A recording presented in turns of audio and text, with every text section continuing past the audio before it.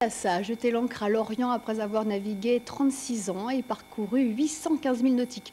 La Thalassa est maintenant à quai et ouvre ses portes comme musée. Nathalie Debroc et Eric Nedjar ont rencontré le premier visiteur en culotte. Qu'est-ce que tu voudrais faire quand tu seras grand, tu sais? Du bateau. C'est un matin un peu particulier pour Yann. Il est en effet l'un des tout premiers visiteurs du nouveau bateau-musée de Lorient.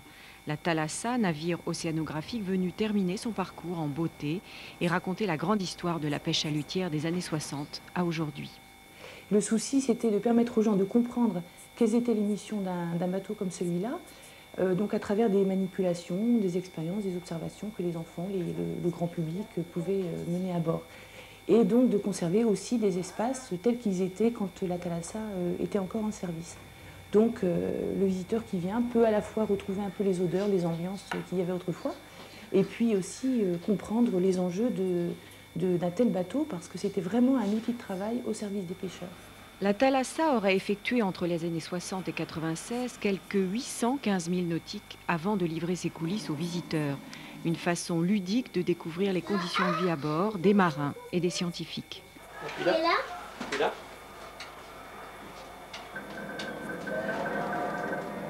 Moi, j'étais officier radio.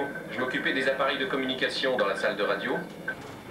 Désarmé en 96, le navire était voué à la casse. L'Ifremer l'a depuis confié à la ville de Lorient, un chantier de quelques 20 millions de francs pour retrouver presque intact le passé du premier chalutier français à pêche arrière.